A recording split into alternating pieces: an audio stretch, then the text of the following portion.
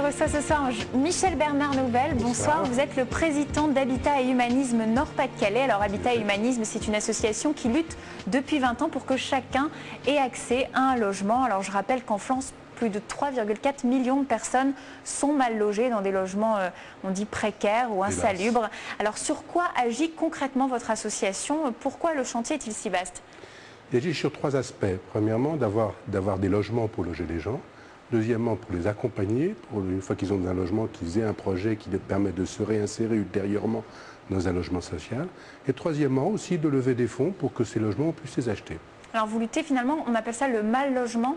Qu'est-ce que c'est exactement le mal logement? Le mal logement dans la région, c'est 130 000 personnes, à peu près, dont une bonne moitié dans la communauté urbaine et puis dans les villes. Parce que la communauté urbaine de Lille, oui. La communauté urbaine de Lille. Parce que lorsque la vie est difficile, on va toujours à la ville en disant que tout ira bien. Et en fait, ça ne va pas mieux. Donc il y a une concentration de difficultés dans la ville. Et pour l'essentiel, c'est des familles. C'est quoi? C'est des logements sales ou alors c'est le problème, il manque de logements? D'abord, il manque de logements. Et après, les logements qui existent, il y a d'abord un bon chiffre qui est vrai dans toute la France et dans cette région. Il y a autant de logements libres que de besoins de logement. Seulement, c'est plus difficile parce qu'il y a besoin d'un peu de logements, de facilité pour faire tourner les logements. Deuxièmement, c'est souvent la surpopulation. C'est les familles qui sont... Je vois une famille qu'on a logée à Mouveau, ils étaient 7 dans 2 familles, dans 2 pièces. C'est aussi des logements difficiles, en indignité. C'est des gens qui sont âgés, quelquefois.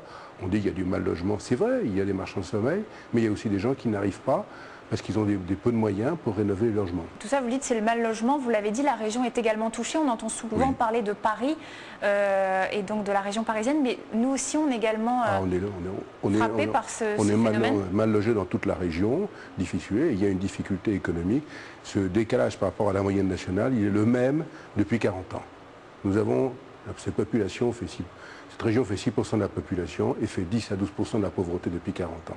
Et c'est déjà extraordinaire qu'on ne soit pas enfoncé avec des moyens de 6%. Quand on n'a que la moitié des moyens, on arrive, malgré la solidarité de cette région, à faire face. Alors justement, le gouvernement a annoncé plus de moyens, un nouveau plan de relance pour le logement.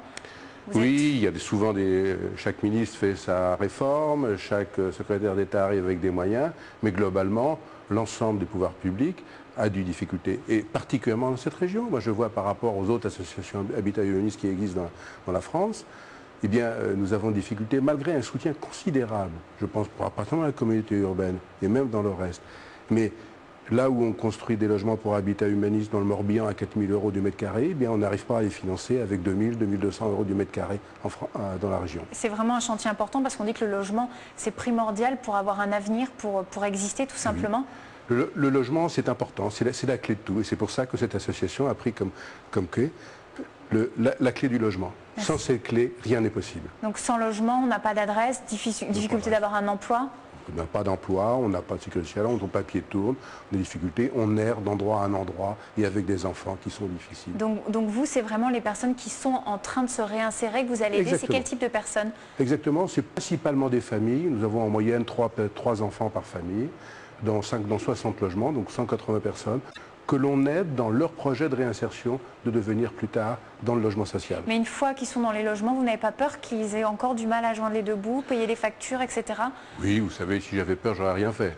Donc je n'ai pas peur. Je n'ai pas peur, c'est vrai que c'est difficile. Ça vous inquiète parfois?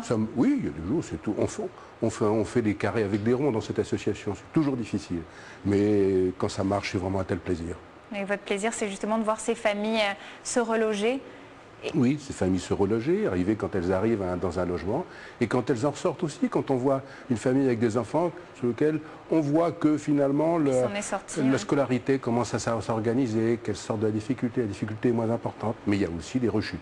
Alors quelles sont les démarches justement à effectuer pour obtenir un de ces logements et être relogé par votre association? Ce que l'on dit de toute façon, il faut, parce que nous fournissons que de l'ordre de 30 logements par an. Par rapport à 120 000, c'est rien, et c'est beaucoup quand même. C'est un petit pas déjà. Il faut absolument que ces familles, ces parents, ils soient assistés dans la vie, parce que quand ils n'auront pas le logement sur 15 dossiers que l'on aura, il y en aura 14 qui ne l'auront pas.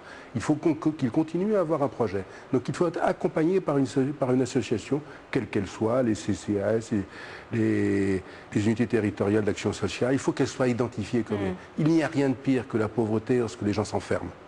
C'est un combat sur le long terme que vous menez. Tout à fait. Merci beaucoup Michel Bernard Nouvel. Je vais vous demander, comme d'habitude, votre pire et votre meilleur aujourd'hui. Eh bien, mon meilleur aujourd'hui, c'est voyant sur le net, sur quelqu'un qui a mis sur le net un logement à Salomine pour nous l'offrir. Et le pire, je ne sais pas. Il n'y a rien. Pour le moment, il n'y a rien Je eu. suis d'un optimisme délirant et il n'y a pas de mauvaise chose dans la vie. Bon, très bien. Merci beaucoup d'avoir accepté notre invitation. Je vous en prie. C'est la fin de Dites-moi tout de suite.